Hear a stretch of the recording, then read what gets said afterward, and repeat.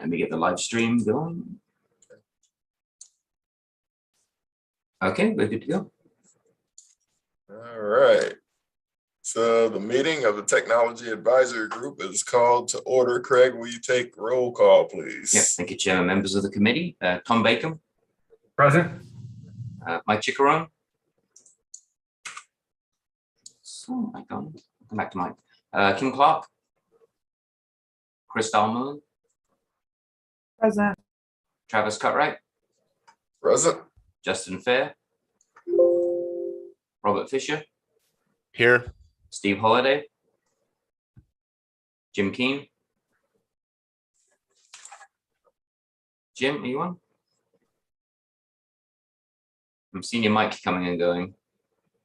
No, all right, we'll come back to Jim. Tracy Mills. Here. Bill Osland. Greg Platax. Sasan Fareed-Azadi. Jeff Sheets. Present. Mark Wittenberg. Here. Ed Winfield. All right, let's go back to Mike Chickarone. Mike, you with us? Yep, I'm here. Sorry. No problem at all. Jim Keane. All right, Jim, we're not hearing you. I can see you on, but we do have a call. Awesome. Are there any other members participating who have not called? Please remember to mute your mics and phones when you're not speaking. And at this time, we've got a call to the audience. Some members of the public were asked to submit written comments related to this meeting on the MAG website within an hour of the posted start time for the meeting. Craig, have we received any public comments? No, we have not received any comments for this or any other agenda item. Awesome. Okay, so could I have a motion to recommend approval for the March 17th, 2022 meeting minutes? So moved. Mark. Got a first, Mark. I'll second. This is Jeff. Jeff, second. Thank you. Craig, will you take a roll call, please? Absolutely. Tom Bacon. Approve. Mike Chickarone. Approve. Kim Clark. Chris Dalman. Approved. Travis Cutright. Approved. Justin Fair. Robert Fisher. Robert. I think Robert's fixing his computer. We'll come back to him. Steve Holiday. Good. Jim Keane. Tracy Mills. Approved. Bill Osland. Greg Platax. Sasan Fareed-Azadi. Jeff Sheets. Aye. Mark Wittenberg. Approved. Ed Winfield. All right, we'll go back to you, Robert. Craig, is there a way to have him, if he's having audio trouble, maybe do something through chat? We actually have to have chat turned off. Oh, okay. But it looks like Robert's actually frozen. I'm not seeing video or audio at the moment. But this item was approved. Awesome. Good deal. We'll move on to broadband for communities. City of Tempe will provide a regional update on broadband for communities. My buddy Mark will lead this topic. Great. Thank you, Travis. Appreciate it. And Yes, sir. so last Friday, there was a regional update from the Digital Equity Institute, ASU, Maricopa County was involved, the Connective, quite a few different members. So I wanted to just give a quick brief on what went on at that particular meeting and just some of the resources that are available out there. For those of you that didn't attend, there was actually a regional broadband dinner that was a couple weeks ago, and that went awesome. A lot of people in attendance. Chairman Bill Gates from Maricopa County did a review of that particular broadband dinner and what went on. But I think of a couple of items that, a couple nuggets I pulled out. Lev, CIO for ASU, he provided an update they're working on a project right now and looking at regional broadband mapping. And what they're looking to do is they're looking to augment what the FCC has done as far as broadband, because what the FCC has done is they really haven't provided a lot of data. It's more of a heat map based on census tracts. So what Lev and his team, they're trying to get a grant to go out and use Ookla, which is speed test, and then pull that data and then aggregate that data into the FCC map. And so we can get down to more of a household level. Now, they're not going to be providing like this specific household, this is the speed, but what they're going to be providing is, okay, this particular neighborhood, these are the speeds that we're seeing on this. But this is going to be information that's available to city members of the connective. So that's a good one that I think is going to be coming up. And I know that we're going to be leveraging, because that's one of the things we're trying to figure out is trying to understand and frame the problem and really to see what the speeds really are in the community. Then Dr. Aaron Carr-Jordan, which is directing manager of the Digital Equity Institute, provided an update on sustainable and scalable digital equity. And she did a presentation, which I really agree on, is that digital equity isn't about looking at connectivity only, that we really need to look at this kind of stool of connectivity, equipment, and then skills, affordability. And so that's what they're trying to do, is break down those particular silos and then really focus on those skills, affordability, and equipment. So they're targeting digital literacy and really looking at what can they do with the vulnerable population, our youth, elderly, how can we get them to participate in the community? And then devices. They're looking at how do they fund a purposeful refresh, right? Providing a device to somebody is only one piece of it. We need to maintain that device. We need to make sure that device is a device that they can use to participate in school and participate in the community. We can't just give them Travis's 5-year-old laptop. We have to give them something they can actually use. And then we need to refresh that equipment. And then talking about data caps and how can we work with the ISPs. And then that force multiplier, which is, all of us getting together and participating, government, academia, the community, the public, and then private partnerships. And they are planning a statewide workshop on education and resources in June, more to follow on that particular item. This next update was from Gigi Speaks from the ASU Experience Center, and I'm going to put this one in the too good to be true column. And so I actually had to ask a couple times, but the ASU Experience Center is basically a service desk or a help desk for ASU. And through some grants, they're expanding this and partnering with DEI, the state, and then the Connective to be able to expand that support out to the community. So what they're proposing is to become a primary point of contact to help participants in the community to navigate the internet. And so when Dr. Aaron Carr-Jordan was talking about digital literacy and how do we reach people, the ASU Experience Center is saying, hey, we've got a grant. We think we can really expand this out to the community and provide a dedicated phone number for the community and become that community help desk. Like I said, to me, it almost sounds too good to be true. And so I'm going to be following up directly with the ASU Experience Center and trying to get more information, because to me, that's been the hardest thing is, as an IT organization, how do we support the community? I mean, we can barely support our internal staff. How do we roll that out community-wide? And then the last update we had was from Mayor McFarland from Casa Grande. He went to the DC Broadband Mayors Conference and came back with some information and kind of the nuggets there. And he said there's $62 billion in federal funding that's going to be coming. And I've heard various numbers, but it's big, between 42 billion to 62 billion. I mean, what's 20 billion between friends, right?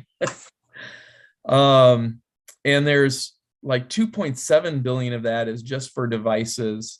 $5 million to each state for planning, and then $100 million approximately is going to be going to the state. The key with that is that the state really needs to have a regional broadband plan. And so that's something we've started talking about. It's like, to get this funding, we really need to have this collective plan of how do we roll these funds out and what are we going to do. So it's not going to be, the federal funds is not going to be the individual communities. So it's kind of the update from the Friday meeting. And then just briefly, what we're doing here in the city of Tempe is we did receive a $30,000 grant, which sounds so tiny compared to $62 billion, but we'll take it, right? It's free money. And we are working with strategic management in our sustainability offices and ASU to do a community broadband, like a small study within the community to just understand what the problem is, and to have a couple of community forums to be able to talk with community, understand it's like, what are the barriers for them? And that will help us to inform a plan and then to be able to participate in that regional effort. The other thing we've done is, I know like you all do, we do a community survey every other year, and we've added about 6 to 8 questions relating to those kind of for the four-legged stool, if you will, as far as, you know, your connectivity, affordability, the skills, and the devices. Again, just so we can get an understanding of really what the problem is before we jump into the solution. So with that, Travis, I'm going to turn it back over to you. If there's any questions, let me know. Awesome. That's a great update and great information. Anybody have questions for Mark? Hey, Mark, this is Jeff. I did have a question about the digital equity update you talked about and how they're doing that kind of the community broadband assessment or whatever, you know, the light version, whatever you want to call it. Right. How do, you know, is there something we need to do to take part in that, or is there more information coming? Do you know?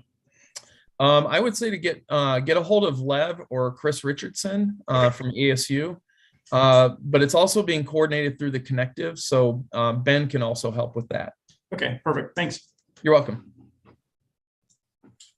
Deal. Any other questions for Mark? Yeah, Mark, this is Robert. Quick question on the Experience Center from ASU. When they say community, how far are they looking to expand that assistance?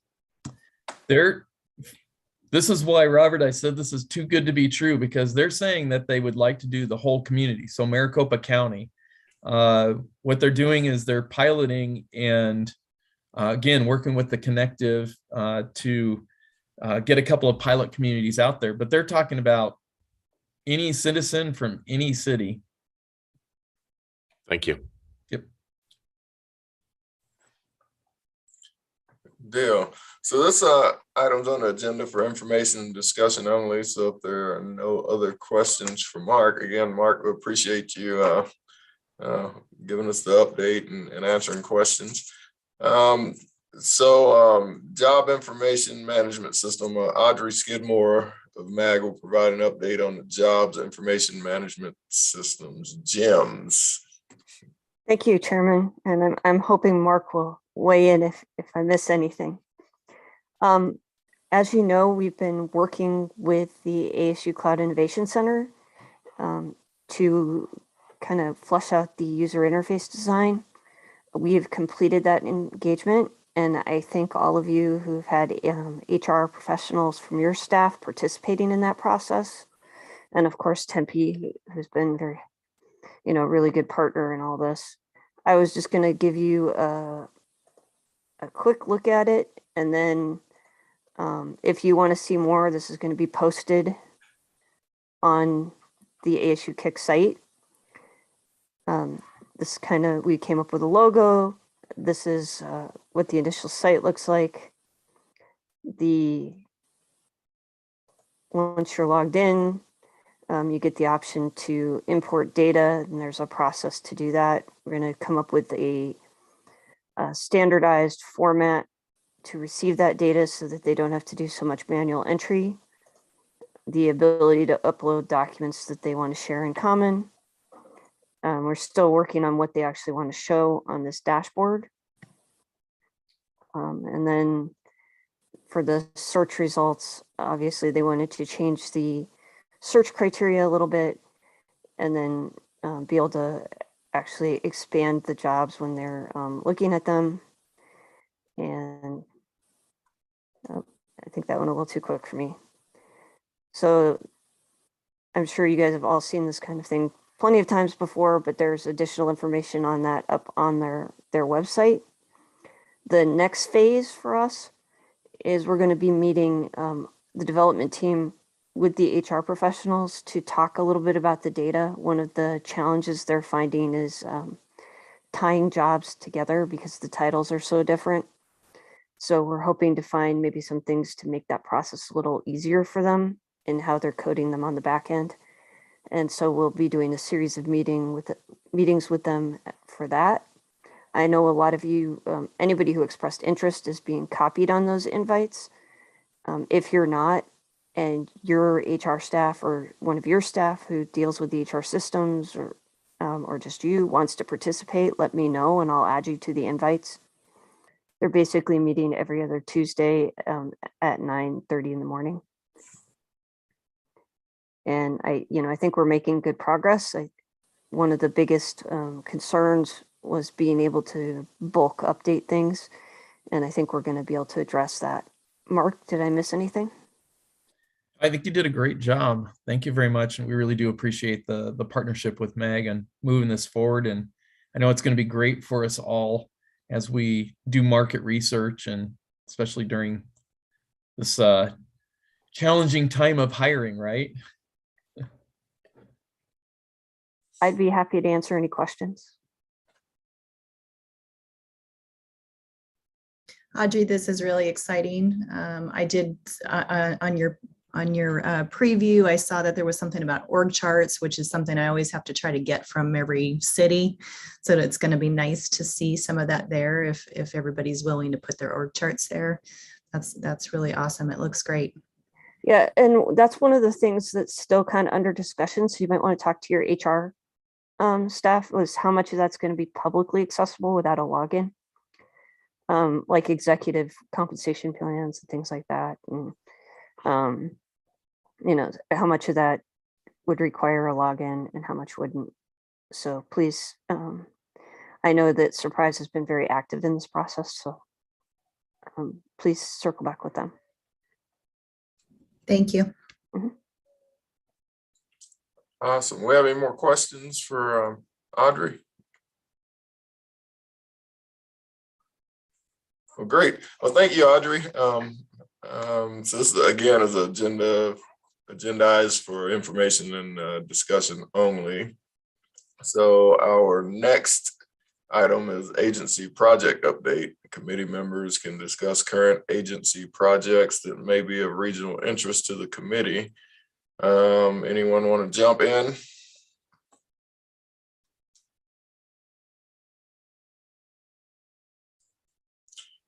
Travis, I do have an update on the Valley Gov Tech Recruiter. We're going to be starting to reach out to job fairs. Audrey and I have been in communication with Westmec, and we're going to be planning a future event with them.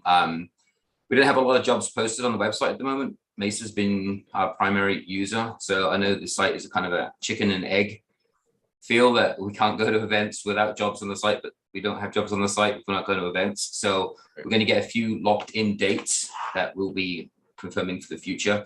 I'm hoping to get some jobs propagated on the website, so when I go out, that we actually have something that we can promote. If you have any questions on Valley Gov Tech Recruiter, I'm more than happy to meet with you outside of TAG and discuss how to get positions posted on there. And did you say you're doing your first roadshow? We haven't got a date yet. Audrey and I started reaching out yesterday, so we're going to get a couple of firm dates. So we'll give people time to get up and running on the website. I'm not sure. I'm not sure how everybody else's fiscal year starts, but ours is in July. So that's when, postings typically will come out, for the new fiscal year. So that might help you with some of the other agencies too, if they're in the same boat, getting ready or got approved for new positions. Okay, Might be fantastic. more apt to add. Okay, that's excellent. Thank you so much. All right. So we're in Mesa. We're in the process of building out our CBRS system. We're trying to get that deployed. We've been partnering, just an update, partnering with Mesa Public Schools to identify students or families that don't have connectivity. And we're rolling out CBRS in a 10 square mile area, along with overlaying our public Wi-Fi at Mesa in those areas as well. And so the routers that will be distributed to the families will look for the fastest signal. If it's a CBRS, it'll attach to that. If it's our Wi-Fi APs, it'll attach to that. We're trying to get CBRS deployed by the beginning of the school year, so August. So it's pretty aggressive, but we're making progress there. Any other agencies have any updates, project updates? I can talk about Surprise. I mean, I can't remember if I mentioned it before or not. We actually are building our first regional wireless tower, radio tower in Surprise. It was kind of on a hold for a while due to some land issues, but we're going to re-kick off that meeting next week. So I'm really excited to have that in kind of the north part of our city. And then we are expecting funding to do a wireless study to see where we could put a second tower for radio communication and our own supportive microwave equipment, et cetera. But we're very excited to finally get something up that way to get our public safety some relief on radio traffic. Awesome. Good stuff. What else we have out there? Hey, Travis, Tempe has, our mayor's been really focusing on homelessness and gathered a citywide task force to really look at how do we look at this challenge, and how do we really move some of these forward and answer the community, and then do that in an empathetic and humane way. But IT has been helping. We're in the process of rolling out, and it should roll out next Tuesday, a new component to our 311 app, which will be the ability to be able to report encampments, and then also our Care 7 staff and human services staff, when they go out into the field, they're going to be utilizing Esri's Survey 123 to be able to map and then be able to put characteristics about the camp, and then people that have put in work orders will then be able to track that through a story map on our hub site. So we're actually rolling that out, the first phase of that next week, and then the remaining pieces of it will go out to the public in probably middle of June, end of June, as far as how we communicate about encampment treatments and cleanups, and then what we're doing as far as human services and Care 7 and support for the homeless folks. Great work. What else? What else we have? Anybody else?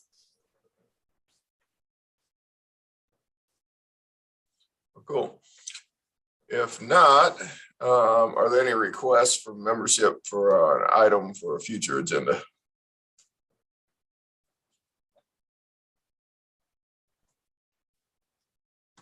A lively bunch this morning. We have to have hire some clowns and things like that for intermission. Can we ask for a joke or something to?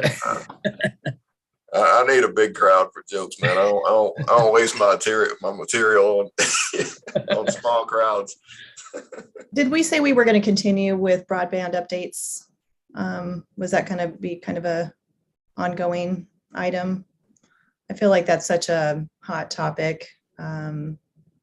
It would be great. And since Mark, you're on the broadband committee, Yeah, that'd be Yep. great. That's I my can ask absolutely do that. anyway. Good idea. yeah, A lot of federal funding coming down. So, I mean, we just need to be ready for it. absolutely. What else? Anything else?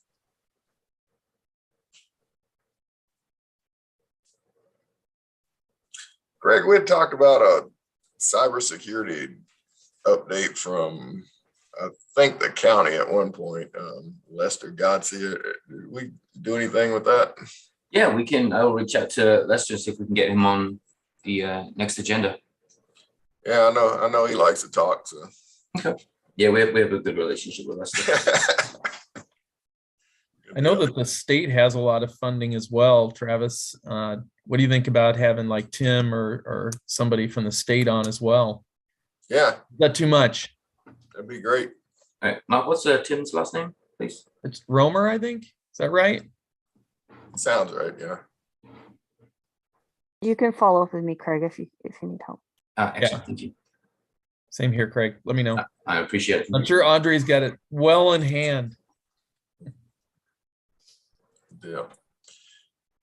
Okay, Craig, if you don't mind, if you can summarize any task assigned during the meeting.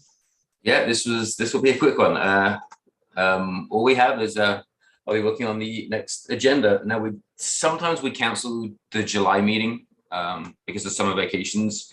It would be July 21st. If I'm to look at speakers, do we think we'll be able to make the July 21st meeting? I think we have speakers lined up, and then we not have a quorum. Okay, well, let's I guess we play it by ear. Okay. I would like to make our way back down to MAG office in the next meeting. So Yeah, I mean, we Whether do it be- lose. I apologize. Yeah. no, I was just gonna say whether it be July or August or whatever it is. So We've noticed in the past we do lose momentum if we don't have the July meetings. We end up going 4 months without meeting. So it's something that has kind of affected us in the past. We kind of lose our flow a little bit. So, but yeah, we will be opening for hybrid as well. We would have done it today, but because of RWC backing up against us, it just made it a little bit difficult for most members. yeah. Well, good deal. So as we mentioned, next meeting scheduled for July 21st. We'll determine between now and then if that makes sense, and be in touch. And with that, the business is concluded. Thank you, Travis. Thank you, everyone. Thank you. Travis. Yep. Thanks, everybody. See you, man. Good seeing you. Thank you.